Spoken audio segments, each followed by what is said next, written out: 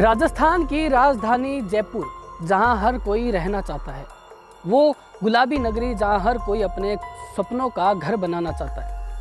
ऐसे ही कुछ वर्ष पहले सरोज देवी दिल्ली से जयपुर आती है, अपना खुशियों का एक घर बनाती है।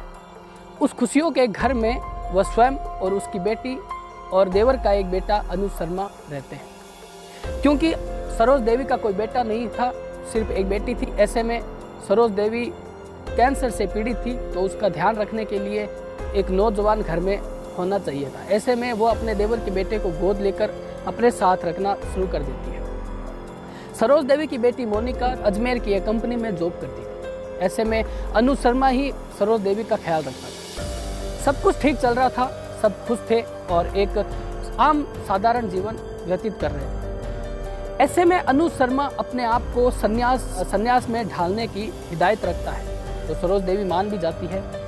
सरोज देवी उसे संन्यास धारण करने की अनुमति भी दे देती है। ऐसे में अनुज हरिद्वार जाता है और वहाँ पे एक सत्संग में भागीदारी करता है। लेकिन अनुज शर्मा कुछ वक्त जयपुर रहता और कुछ वक्त हरिद्वार चला जाता। ऐसे में कुछ दिनों बाद ही अनुज ने वापस दिल्ली जाने के लिए आग्रह किया। दिल्ली जाने के लिए अपनी ताई को बोला, तो सरोज देवी ने मना कर दिया, क्योंकि उसकी तबीयत ठीक नहीं थी। ऐसे में वो ये सोच रही थी उसके साथ कोई तो रहे, तो इसलिए उसने अनुज को दिल्ली जाने के लिए मना कर दिया। ये बात अनुज को नागवार लगी। बिना किसी सोचे समझे उसने सरोज देवी के सर पर हथौड़े से 4 वार करने के बाद सरोज देवी मौके पर ही अपना दम तोड़ देती है। दम तोड़ने के बाद अनुज शर्मा अफरा तफरी में सरोज देवी के शव को ठिकाने लगाने का सोचता है।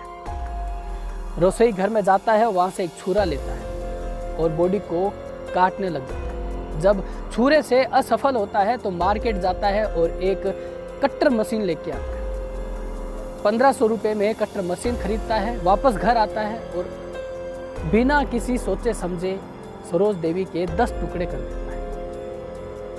सबसे पहले गर्दन काटता है। गर्दन काटने के बाद सारा रक्त जब निकल जाता है, उसके बाद उसके हाथ पैर काटकर एक बड़े से ट्रॉली बैग में डालकर घर से निकलकर दिल्ली रोड स्थित शव को गाड़ देता है और अलग अलग जगह जंगलों में जाकर उस शव को फेंक देता है।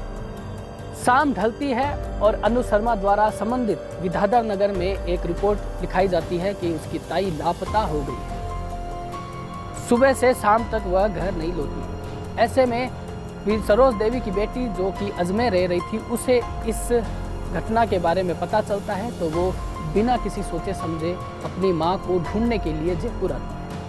हत्यारा अनुज शर्मा इतना शातिर था कि परिवार के सभी सदस्यों के साथ मिलकर सरोज देवी को ढूंढने में लग जाता है और समय समय पर जिस मकान में खून के धब्बे लगे हुए थे उसे धीरे धीरे साफ करना भी चालू कर देता है, ताकि लोगों को या परिवार के किसी भी सदस्य को उस पर एक शक की घड़ी या शक का सुई या उस पर ना ठहरे। ऐसे में सरोज देवी की बेटी मोनिका जब घर में अनुज शर्मा को खून के धब्बे साफ करते हुए देखती है तो उसे पूछती है कि तुम ये क्या कर रहे हो। तो अनुज शर्मा द्वारा कहा जाता है कि मुझे नक्शी छूट गई थी। ये बात मोनिका को थोड़ा अलग सी लगी, तो उसने कांस्टेबल को जाकर सूचना दी कि घर में इस तरह के धब्बे हैं और अनुज शर्मा उस धब्बों को साफ कर रहा है।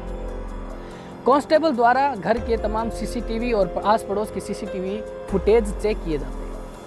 फुटेज में अनुज शर्मा ट्रॉली बैग को ले जाते हुए नजर आता है और तब अनुज शर्मा द्वारा घर के सदस्यों को ये कह दिया जाता है कि मैं अब हरिद्वार जा रहा हूँ और हरिद्वार के लिए कहकर निकल जाता है।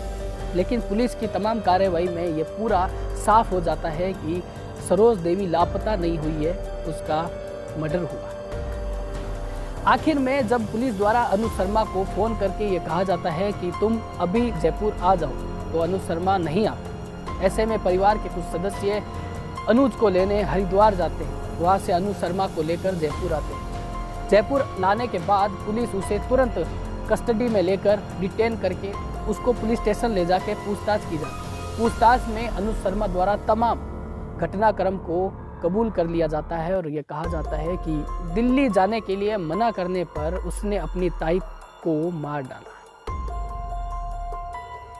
ये बात थोड़ा अजीब ज़रूर लगती है कि जो व्यक्ति सन्यासी बनना चाहता था, अपने आप को, अपने मन की शुद्धि को शुद्ध करना चाहता था और अपने जीवन को एक भगवान की शरण में ढालना चाहता था, वही व्यक्ति अपने ताई को हथौड़े से मारकर उसके 10 टुकड़े कैसे कर देता है। पुलिस की तहकीकात में यह भी सामने आया कि अनुज शर्मा का दिमागी संतुलन ठीक नहीं था और ना ही काफ़ी समय से उसका दिमागी संतुलन ठीक नहीं था और पंथी की तरह जब भी उसको दौरे पड़ते हैं वो कुछ भी कर सकता था। ऐसे में सब कुछ सरोज देवी को पता था, फिर भी उसने उस सरोज देवी को इस हवा के बारे में शायद नहीं पता होगा कि वो अनुज शर्मा जिसे वह अपना बेटा मानकर अपने घर में रखती थी, वही एक दिन उसकी मौत का कारण बनेगा। तो दोस्तों, आज की इस क्राइम रिपोर्ट में बस इतना ही। मिलते हैं ऐसी ही अगली क्राइम रिपोर्टिंग के साथ। जय हिंद, जय भारत।